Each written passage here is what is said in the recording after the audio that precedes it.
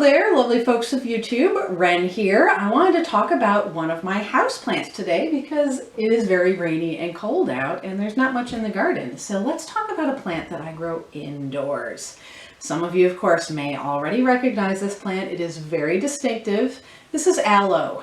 Aloe, the Latin name is Aloe Vera. Sometimes it's called Aloe barbadensis or Aloe Vera barbadensis. Those are all names for this plant. This is grown worldwide as a houseplant. It is originally native to the Arabian Peninsula, and it will grow outdoors in zones 9 to 11 if you have semi-arid conditions. So basically, this is innately a desert plant, and it doesn't like growing in conditions other than desert-like conditions. So obviously, that means that when we grow it indoors, we have to give it conditions similar to what it would get outdoors in its native habitat. It likes lots of light.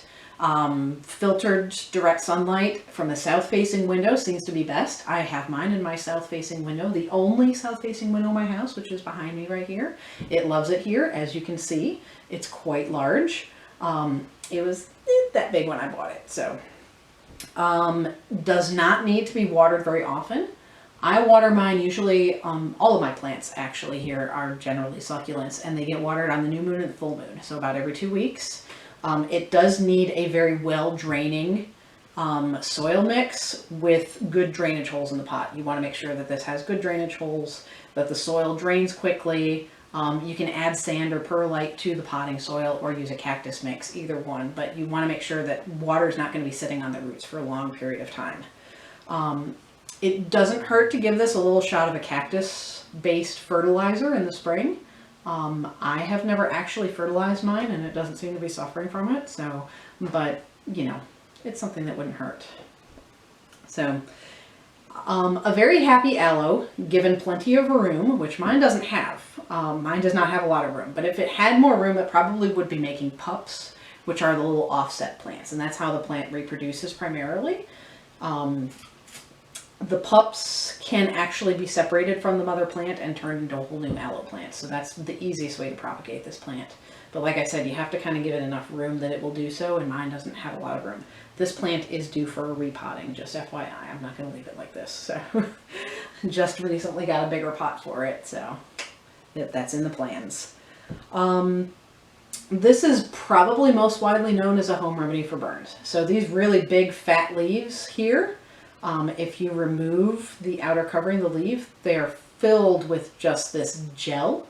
And the gel, of course, is where the plant holds the water over a long period of time. That's most plants that are evolved to survive in arid regions, you know, kind of hang on to a lot of water. And that's where the aloe plant does this, is inside these big fat leaves of its.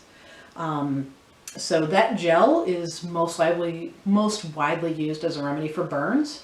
Sunburns, first-degree burns in the kitchen. So a lot of people call aloe the burn plant, and we'll keep it in the kitchen for that reason. You can see I have a leaf here that really needs to be removed where I cut a piece off to use it. One time I burned myself. There's another one back here that you can't see. But there is a caveat with this, though. The aloe plant does make a natural latex that's just inside the leaf skin. That if you have a latex allergy, you might find that you are allergic to. So if you have a latex allergy that you know of, be careful using aloe. You may want to just avoid it altogether just in case, because the last thing you want to do is put something on a burn that then makes you break out into an allergic reaction on top of it. Ouch. Don't do that. Naturally, of course, because of that natural latex, this plant can be toxic for any pets that choose to chew on it. Generally, that's not much of a problem because these little spines on the leaves definitely deter a lot of animals from wanting to chew on this plant. But it is something to keep in mind if you do have a particularly mouthy animal, that you'll want to keep this plant away from them.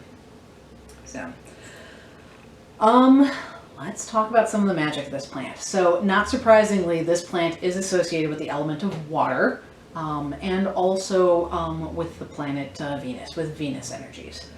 This is a plant that was very widely used in beauty regimens, particularly in Egypt. It was said that Cleopatra used the aloe plant as part of her skin moisturizing regimen. The Egyptians also called it the plant of immortality. So we could possibly see some, you know, longevity magics being brought in with this plant. So definitely, you know, could consider using it for beauty magic, glamour spells, things of that nature. The spines, of course, indicate that this is also a protective plant as well. Anything that has spines, thorns, etc. is always going to be good for protection magic, and aloe is no exception. Growing it in the home is considered to be a benevolent thing, you know, basically bringing protective energies into the home and help protect and keep the inhabitants safe from harmful influences. So this is a plant that's very easy to find at garden centers, hardware stores, grocery stores. Like I've literally seen it in the grocery store for sale. So, or if you know somebody who has one, you might see if they have some pups that it sets off that you can get one for free that way. But this is a very, very easy and inexpensive to obtain plant. I think I originally got this plant, I want to say it was about 6 or 7 years ago at the hardware store, and it probably cost me about $5. So very easy to obtain, very easy to find this plant, and not terribly hard to grow either. You know, because with it being a succulent, of course, it holds on to water for a prolonged period of time, so you don't have to remember to water it as often. You just need to make sure it gets lots of light, of course. So anyway, there's a fun little one for you, a very widely available plant that can still be used for magical purposes. So that's what I have for you today. Hope this video finds you well, and I will see you again soon.